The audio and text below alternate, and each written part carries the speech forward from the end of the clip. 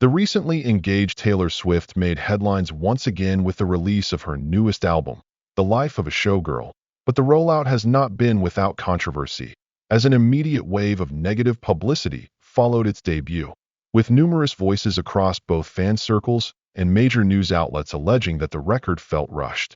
Many pointed out the stark difference between this release and her 2024 project, which boasted 31 tracks, whereas The Life of a Showgirl clocks in at just 12, a reduction that some say signals a lack of effort or inspiration.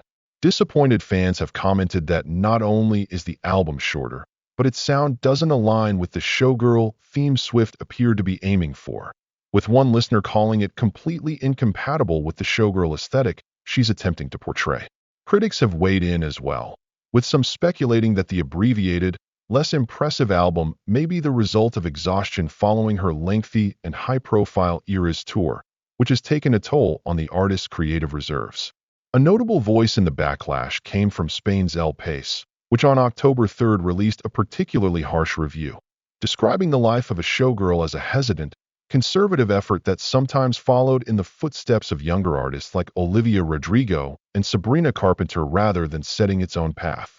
The publication labeled the 12-track album as rarely brilliant and, by its conclusion, downright forgettable. The review criticized Swift's departure from the familiar perspective of the aggrieved and vengeful ex-girlfriend, a narrative that had been a highlight in her earlier works, and suggested that the new album felt more like a hastily assembled transitional project than a carefully crafted statement. Critic Carlos Marcos attributed much of this to the fatigue brought on by Swift's demanding but successful Eras tour, suggesting that the relentless pace may have left her with little time or energy to fully realize her vision for the album. Others have contended that Swift is attempting to market a persona that doesn't genuinely reflect her true self. This sentiment has been echoed on social media, where one listener remarked that after finishing the album, the most confusing aspect was its complete sonic incompatibility with the showgirl or burlesque or cabaret style that it was purportedly trying to evoke. Another commenter chimed in, stating that while there were two mildly interesting tracks, the majority of the album consisted of the same tired, generic pop sound that characterized her previous two efforts, featuring forgettable melodies, corny lyrics, and flat performances. Some listeners have gone further, suggesting that Swift's lyrics attempt to sell a bad girl image, whereas her actual persona is much closer to the archetypal high school goody two-shoes, creating a disconnect between the artist's image and the music's themes. Despite the barrage of criticism, The Life of a Showgirl has received a more positive reception from certain celebrities, suggesting that not all feedback has been negative. Blake Lively, for instance, appeared to let bygones be bygones in her relationship with Swift, despite past tensions involving a PR spat with former co-star Justin Baldoni, as she publicly liked Swift's social media post announcing the new album's release. Praise also emerged from an unexpected corner when rapper 50 Cent responded enthusiastically to a lyrical reference in one of Swift's new tracks, Ruin the Friendship.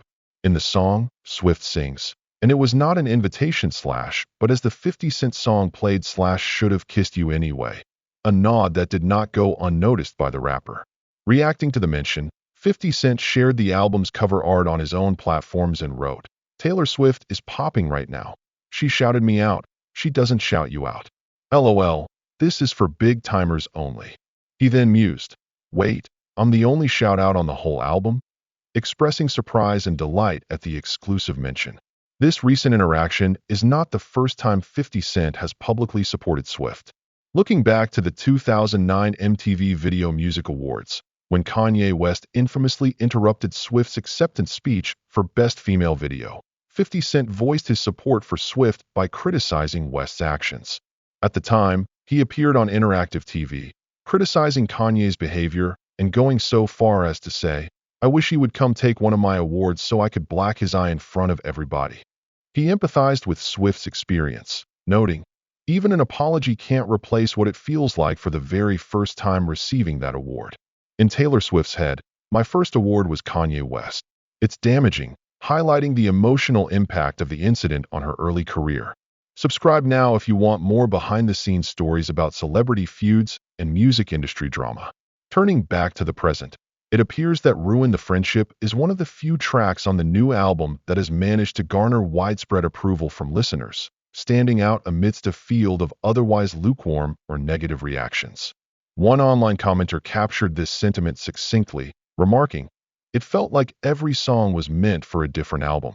Ruin the Friendship is the only one that's worth listening to, in my opinion."